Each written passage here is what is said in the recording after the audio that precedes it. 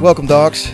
Get your goggles, get your tightest Lycra tri-suit, put on those compression socks. Why be good at one sport if you can be shit at three? This is the Triathlon Mockery podcast.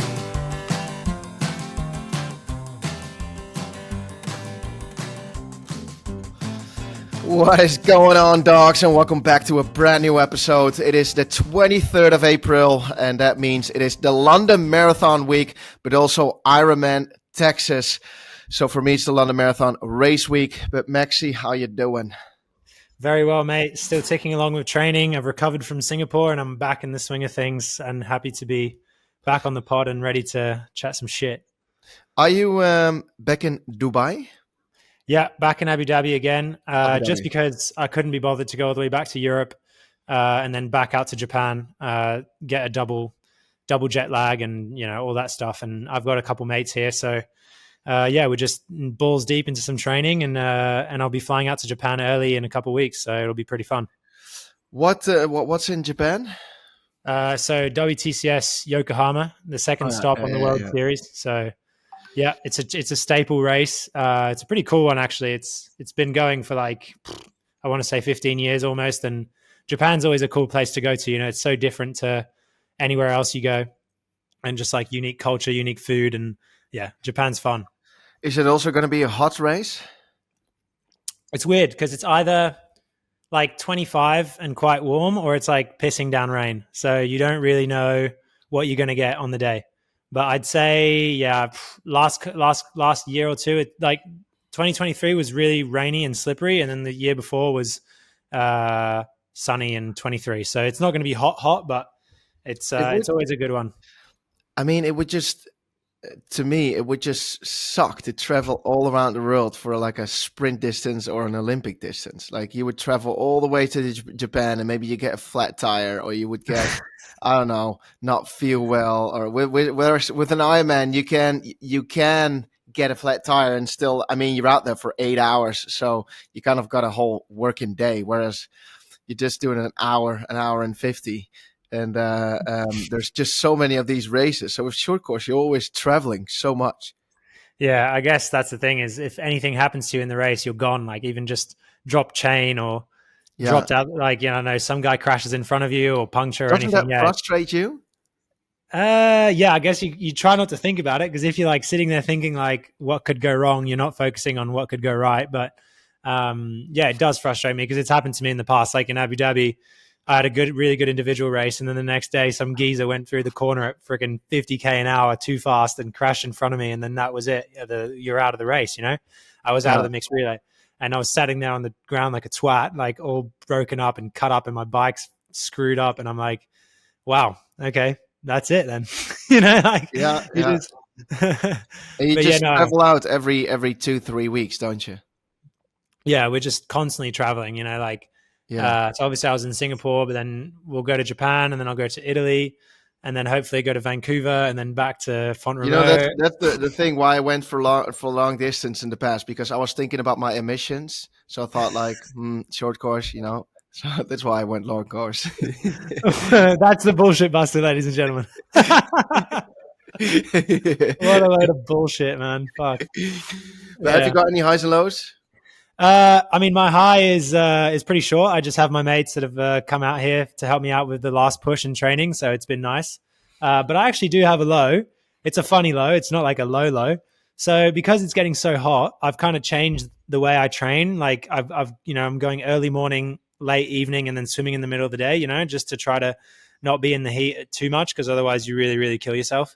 And so last week I was like, okay, I'm going to go do a Kenyan 6 a.m. run session. Like you see the videos of Kipchoge, the fartlek. I'm going to do a fartlek 6 a.m. like a badass, So I get up 5 a.m., start eating whatever. Everything's going well. I get down to the track, do my warm up, and then all of a sudden this fucking sprinklers start coming on the grass, because here they're obsessed with like everything being perfect grass, perfect track, and they start watering the track at 6 a.m. And I'm like, the hell's going on here? And so I'm like, well, whatever, Max, like get on with it. Doesn't matter. But these weren't just any sprinklers, mate. These are like high pressure, high powered, like sprinklers that reach 30, 40 meters, and they were swinging.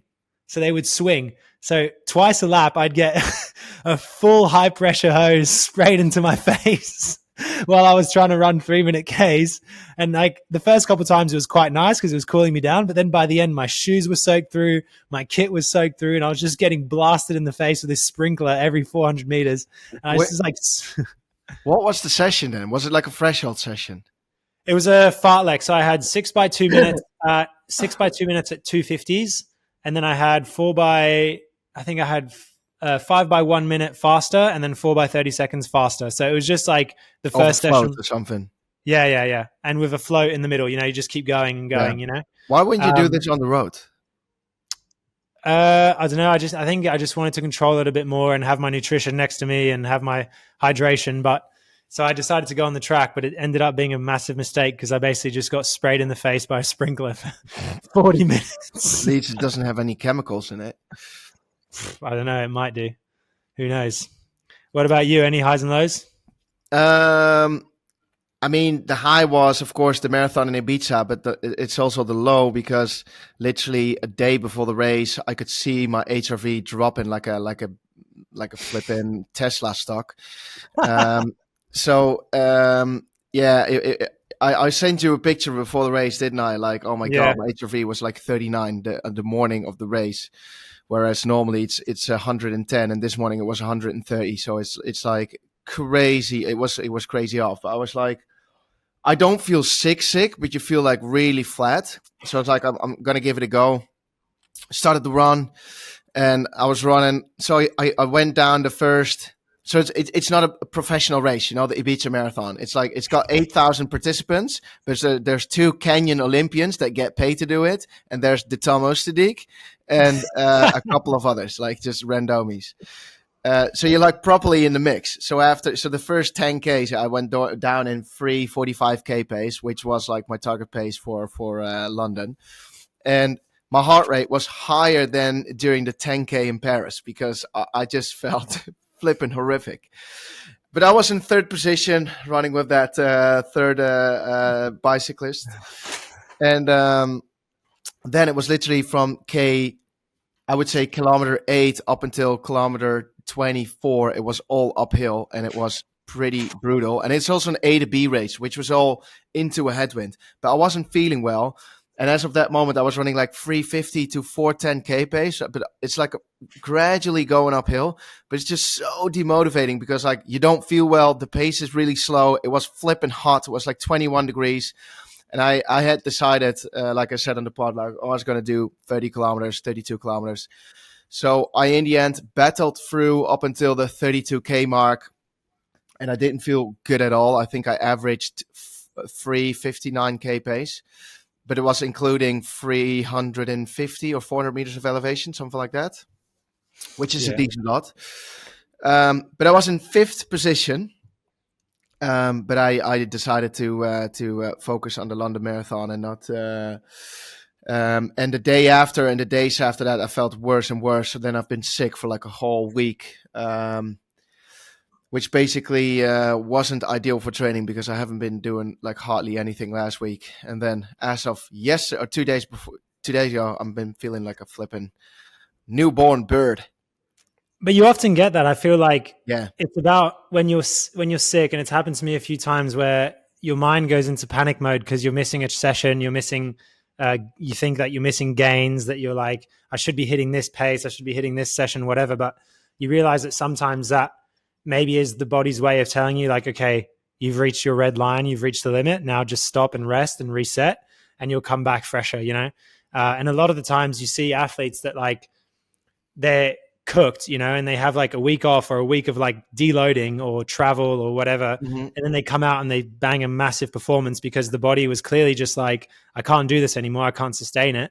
And yeah, it's interesting that the people that make the best decisions, I think, in those situations often are able to get better performances. So it's interesting that like now you feel great because obviously there was something, like we said, like I messaged you, I was like, you've probably got some sort of form of like light COVID or something, Yeah, it must have been 100% something like that because it literally took 12 days or 13 days, and 13 days that not only my Garmin HRV was off, but also my Whoop and my Oura ring. No, but I'm wearing like All the senses. all the senses went deep down in the red. And even though you feel fine, like if you're like working as an accountant and you're just ticking the Excel sheets, you don't feel anything. But as soon as you start to work out, you maybe feel a little bit groggy, a bit dry eyes, but you're not sick, like you're coughing in bed and a high fever. But it's just something that definitely massively affects the training. So I am, and it was so flipping hard to pull out, you know, at 32 Ks and stay like, think like London is the goal, London is the goal. Because if you run 42 Ks at race pace 2 weeks before the race where you're doing the same, no flipping Kenyan does that, you know. It's not a smart session. So I thought like this is the smartest way to go. Yeah, for sure. And now if I look at the data, mate, it says you're peaking, you're absolutely peaking. And it also says something like Alex G, watch out, and the clash with the Kipchoge. Yeah. So I'm super confident to have a nice little weekender in London. Yeah, I'm looking forward to it. Aren't you from London? No, my dad's from London. My dad's from London, yeah.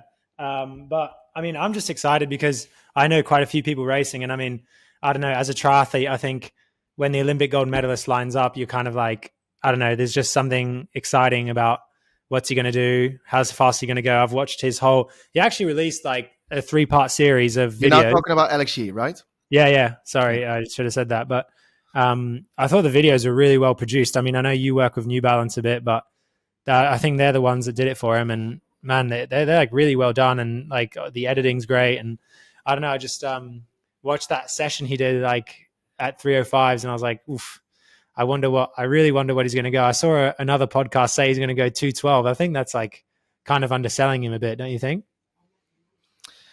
I mean, it all depends, you know, because he did 305. So 305s is like, what was it? What did we say last time? It was like 210 pace, wasn't it? 210, yeah, something like that, 209 or something. And that was only 30 Ks. So he needs to do another 12. And the last 12 are the toughest ones. And also, if he wants to do a 207, he needs to go 3-minute K pace. And the difference between 3-minute K pace and 305 K pace is like a world of difference. So, but then he is in a pack and he's covered by the wind and he's like small and tiny. So I don't know. I think there's a fine line between 208 and 212, because if you're like burned out at kilometer 35, then the last 7 is like long, isn't it? Because you could be on pace for 207 at 31, 32K. And then all of a sudden you dip down to 211, 212 because you're just in the K hole completely fucked. And your muscles are just gone. If he gets a little cramp in them kick quads, then he's a goner. But I'll tell you who might get massive cramps is a guy that I don't know if the listeners will know. He's a big running influencer, but he's actually taking up a challenge that we thought was quite funny. He's trying to break the world record for running a marathon in Crocs. And the time that he's aiming to be, his name's Tommy Trees. That time he's aiming to be is 2 hours 48 in a pink pair of Crocs. Didn't this guy run a marathon in jeans last weekend in Boston? Did he? Or was that someone else? Someone else. But because I saw this on Instagram. Guy. Like there's a couple of guys that I see on Instagram. They're like absolutely flipping jacked. Now, I already consider myself as a muscular athlete, but they're like, I would say, more towards the CrossFit build. And they've all ran a marathon in 2:30. Like, fuck, I just don't believe how you can be so flipping heavy and still run under 2:30. Like, I almost don't believe it. How heavy are they? Do you think like 90 kilos? Yeah, I think 95. Yeah, easily 95. Yeah, I'll send you. Wait, let me see if I can find one of them. But it's just they don't even look like runners yet. They go 2:30, and if you look at the normal, like a normal built runner that runs under 2:30, it's like a slim runner, isn't it? He's your average a guy wearing the compression socks, Tiger Balm, and like there's not a lot of people that run 2:30. Then they're like, yeah. If I can find it, then I'll send it over to you again. But it's I was mega surprised. I was like, so what do you think's more impressive, 2:48 in Crocs or 2:30 in jeans? 2:30 in jeans is pretty impressive. Yeah, but it's 2:30 in jeans. Oh, no, this was sub 2:40, 2:40. But he did like a single marathon in under 2:30. But I just find it impressive if you're like crazy jacked, like puffed. Yeah, I mean, for sure they're on the gas. Then there's no way you can do that if you're that heavy. Like I know for a fact, like the way that weight affects running, and like I'm 69, 70 kilos racing guys that are like 57, 58 kilos. I'm hauling ass fucking 10 more kilos than these other guys. Like there's no way that someone who's 90, 95 kg can run as quick as someone who's, it's just physiology, you know? Yeah, and under 2:30 is crazy fast. So yeah, I don't buy that. Well, maybe I can't say that, but I would say I'm just very, very surprised. Huh? Yeah, very I'm skeptical. Anyway, the London Marathon. Let's talk about the London Marathon this weekend. Have you ever been to the London Marathon? No, but I've seen a lot of stuff leading in, and I've looked at the course a bit, and man, I didn't realize it's actually like very twisty, turny, and has actually some decent amount of elevation. And I actually got a tip for you from like someone that you actually lose GPS in certain parts of the course, like Canary Wharf. Around Canary Wharf, you lose the GPS is just completely off. So, little heads up to anyone running: don't look at your watch when you're going around Canary Wharf. And the start of the race is quite downhill, isn't it? Like the very start of the race. I think it's quite easy to get carried away in the first 10K because it's a bit of a rolling start. You call it carry away. I call it get some time in the bank. That's free speed, guys. Free speed, baby. But yeah, it's so looking at the weather, it's going to be 21 degrees and sunny on Sunday, which is not ideal, I would say, for fast marathon times. But luckily, I'm a weather hybrid tank, meaning I can handle any condition.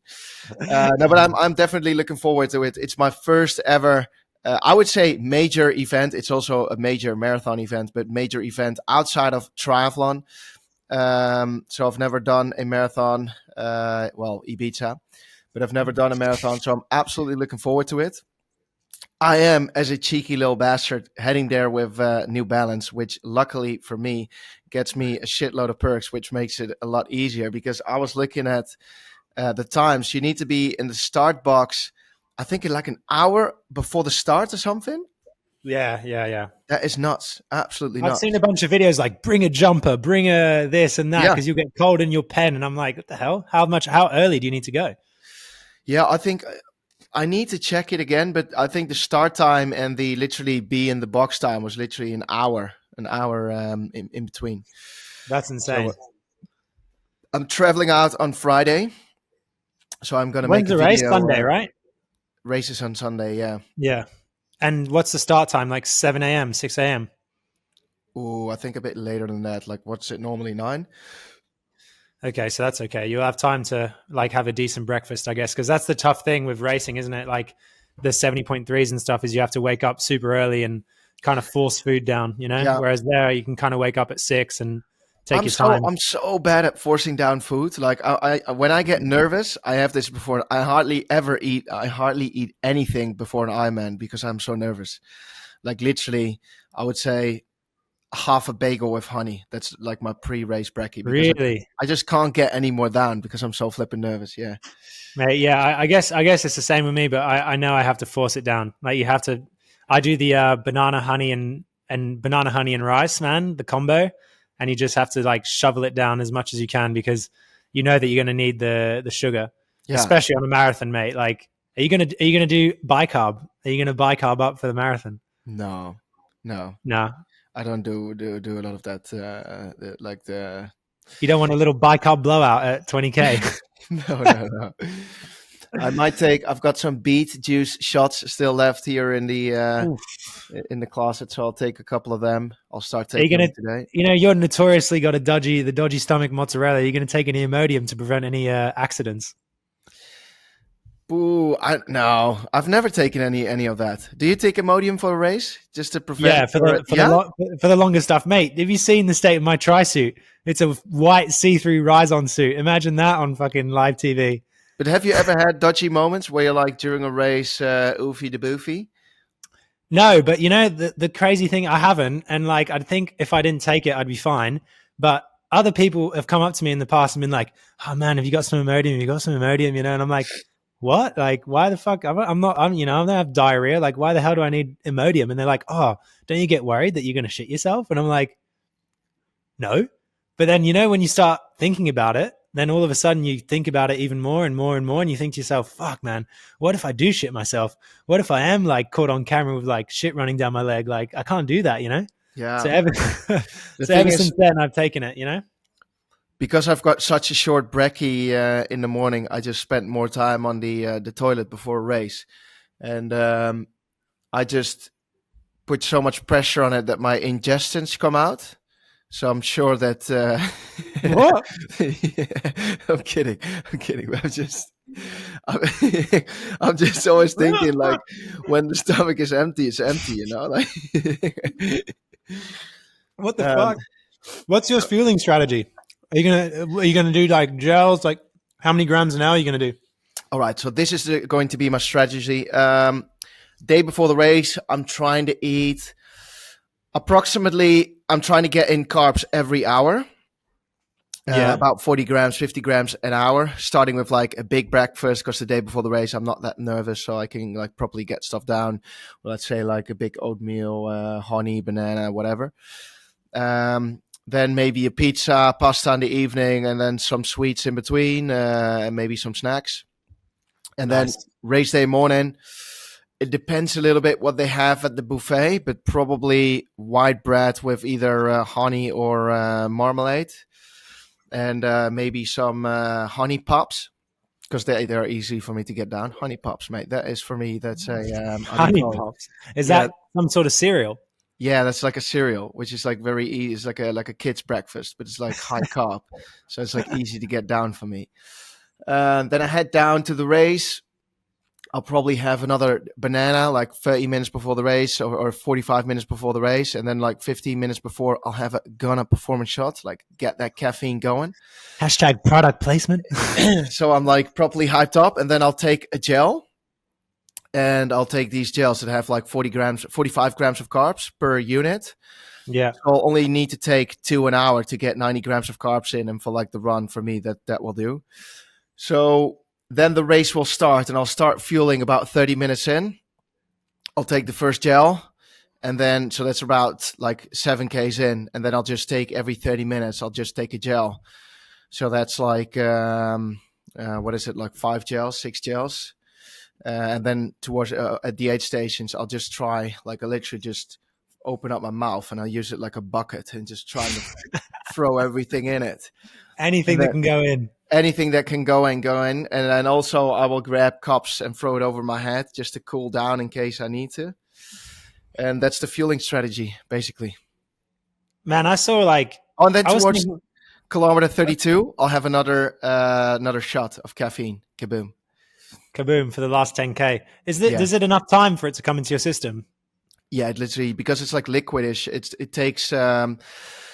It only takes about 5 to 10 minutes, like 10 minutes probably, to get properly in your system. And also, and this is important, why to separate caffeine from carb intake is because carbs, they how do you call it? They detract the water from your body.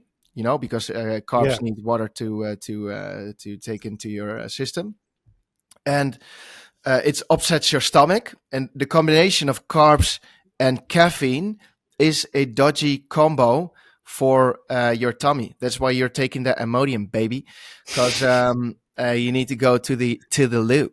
And that's why you don't want caffeine from a synthetical source, which is used in like almost all the gels and almost all the like caffeinated products. But you want to take it from a Brazilian plant, what we use in Ghana, because it's easier on the stomach. But you can have a little look into it, like what causes stomach problems. But it's mainly the combination of carbs and caffeine at the same time, and the source of caffeine, so like a synthetical source, is like very aggressive to your tummy.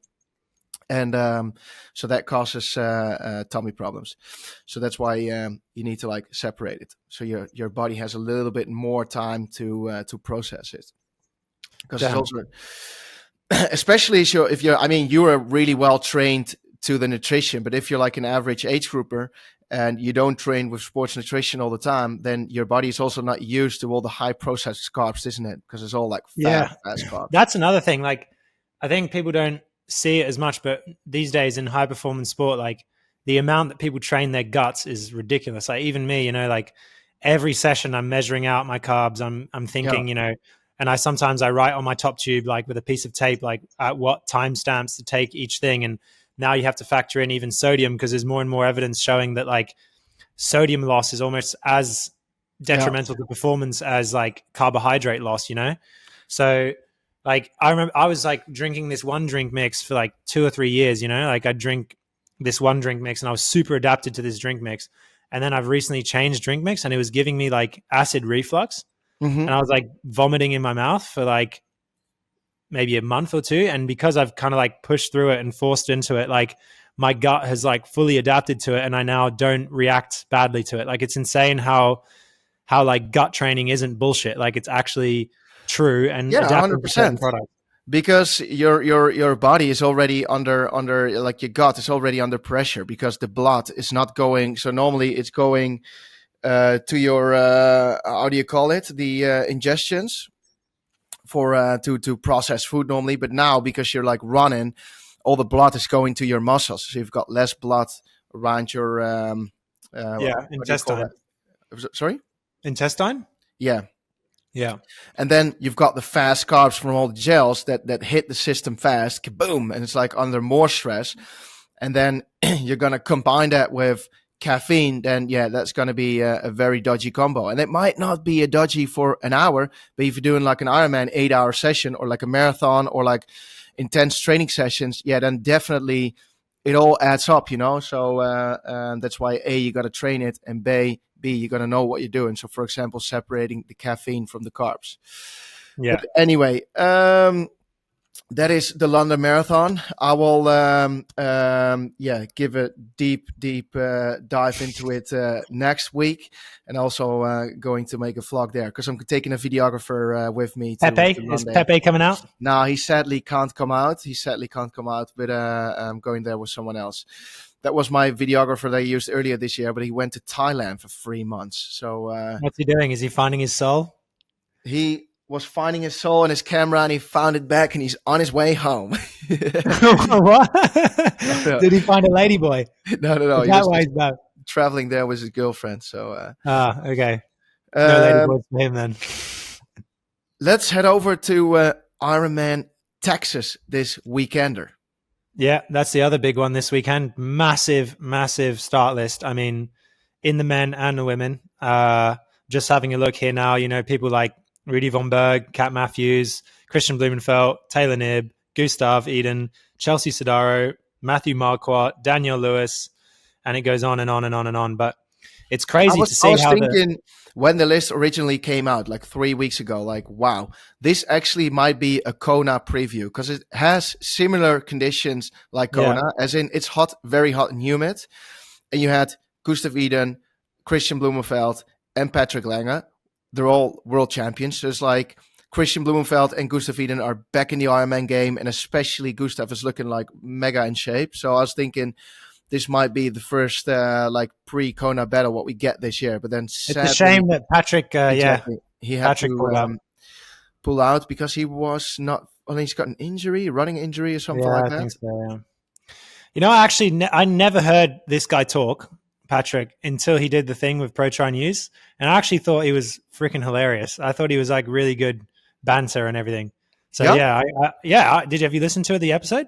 And I don't really listen to other podcasts, to like a podcast. I don't cheat on my podcast like that. No, I mean, I just listen to my voice over and over again. I don't even listen to this one. I just edit it. It was really like funny and like casual and stuff. So like I was definitely like wanted to see. I guess he gained a fan, man. Yeah. But like, yeah, he's cool, and I wanted to see him race. But yeah, it's a shame because, man, I think Christian's in red hot form. Honestly, I think he's back to his brilliant I best. was looking at his little YouTube video that he posted up yesterday, and he was saying that actually Casper Stornes and Gustav Iden are the boys now in form, and that he's been feeling a bit off since Oceanside. But I think That's it's a hoax. bullshit, dude. He It's a always hoax. fucking he always does that shit, man. Whenever you talk to him in Font-Romeu or whatever, he'll tell you some crap. Like I remember one time I was in transition and I said to him like, "Oh, what nutrition are you doing?" He's like, "I put 2 320s in the back, 1 320 in the front." And I was like, "Okay, so you're doing 240 grams over 40K." And it was just total bullshit, you know, like he talks total shit. So yeah, he's obviously in really good form if he's saying that about the other guys. Yeah, yeah. Who do you think is going to come out on top?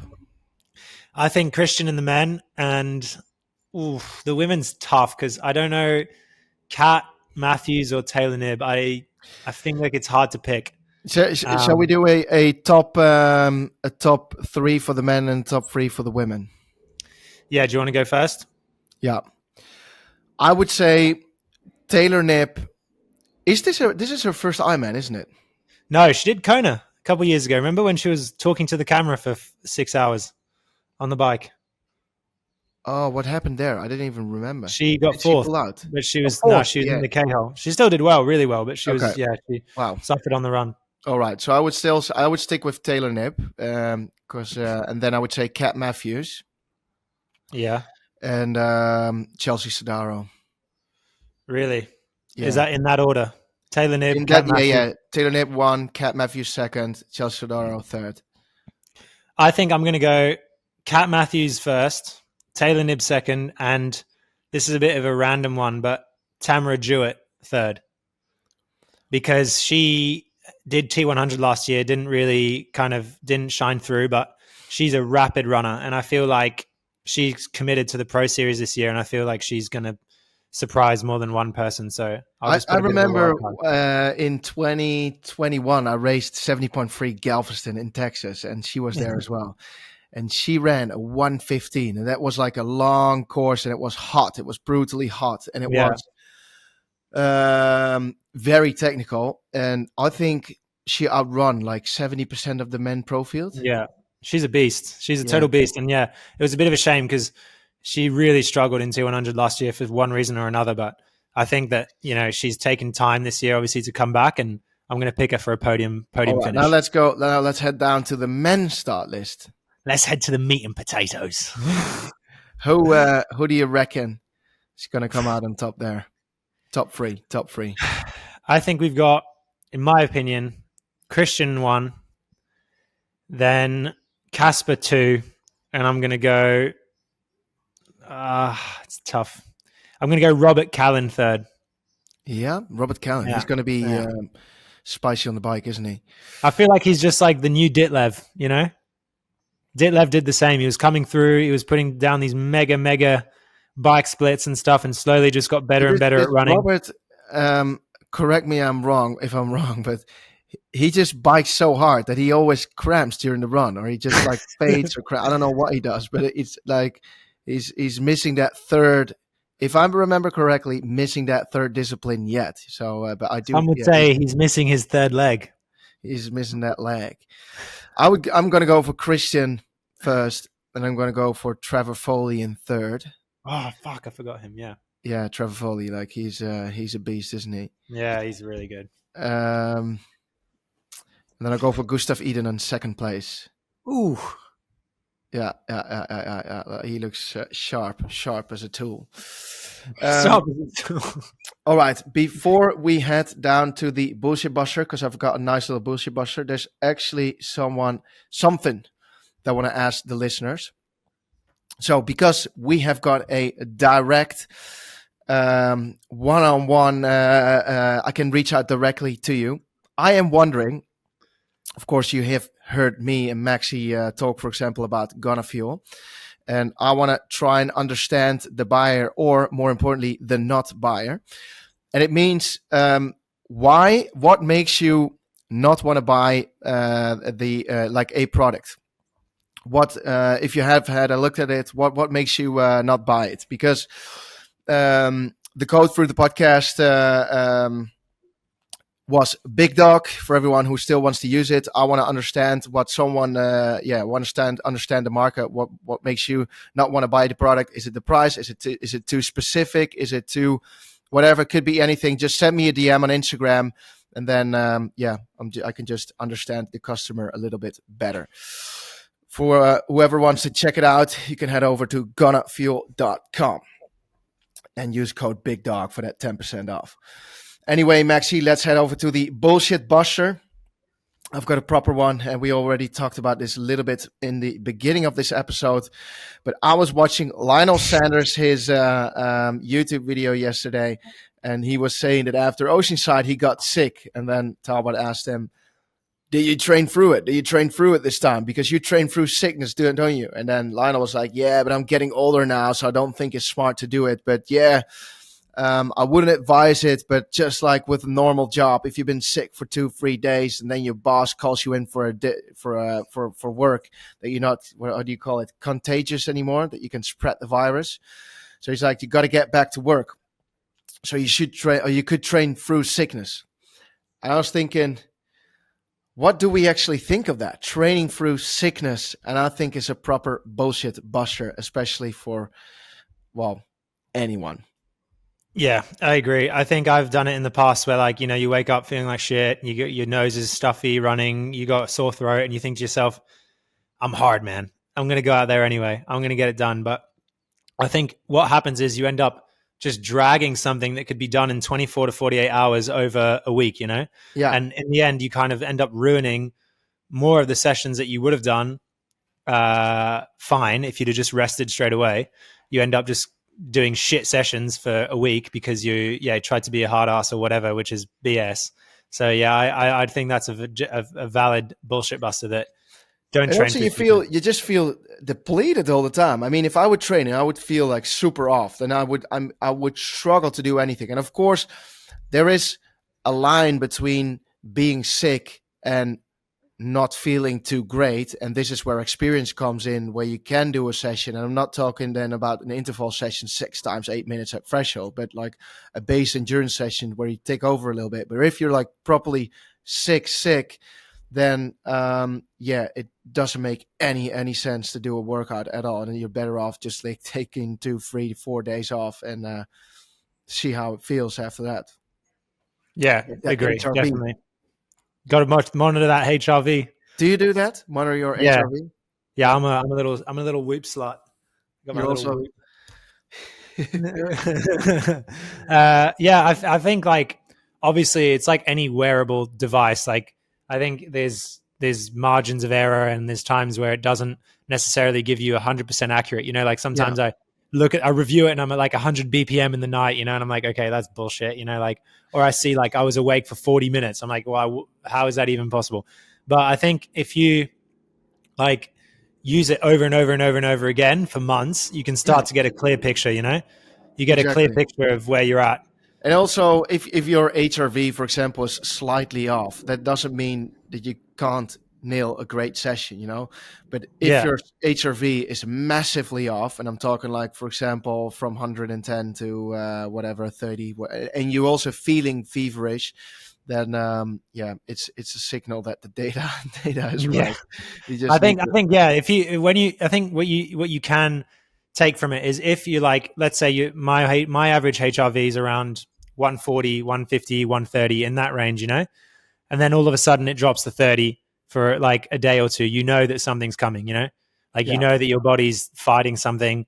So maybe it doesn't mean live your life by the Whoop or by the Aura Ring or by the whatever, but definitely not, because I've had times where it's given me 10% recovery and I smashed a great session. Exactly. You can always give it a shot. I always use it as a big backup. So if I wake up, HRV is low, and I feel sick, so I'm talking like feverish, then I would say, all right, that let's call it a day. But if you wake up and you feel like groggy, which means like tired, but you don't feel sick and your HRV is low, your recovery is low, you can give the session a try. And most of the 9 out of 10 times, so you can do, let's say if you're doing 10 by a K, you can try 2 by a K, see how you feel. And if you feel sick, but the times are great, well, just continue the session. I mean, you're hitting the times, but if your times are like way off what you should be hitting, then doesn't make any sense to continue the session and just think that the HRV was correct and you just can it, but at least you gave it a shot. No, it's true. I think 100%. It's like all these new methods of data and power and heart rate and sodium loss and HRV, they're great to like paint a picture, but you got to strike a fine line between just listening to how you feel in yourself and listening to the data. Because, you're not telling me Pogacar when he's on the fucking Poggio, he's going, oh man, my watts are 10% too high, and he's, hold back. And fucking Vanderpool just goes, bang! Yeah. Like, I see you, lad. But also, in the end, training based on feel is just like love. You got to feel it. You got to feel that love, and you can't force it with data or with like a whoopee. In the end, you got to feel it, baby. It's like anything. It looks good if things can look good on paper and you can take advice from people, but unless you're feeling what you're doing, you're doing it wrong. Exactly. So I can tell you, hey Max, I know a couple of gals that or whatever that really fit your profile. Same with like a training schedule. This training schedule will get you ready for that for the Olympics. But in the end, if you don't feel that program is fitting you or fitting how you feel, then it doesn't work out. So in the end, feel is key. You got to feel it right to the end. This is it for this week. Thanks for listening, everyone, and we'll be back with a brand new episode, the London recap, next week. Maxi, good luck with training, mate. See you, dogs, and give Tom a bark if you see him out on the course. Yeah, cheers. Or some toilet paper if he's shitting himself. All right, man.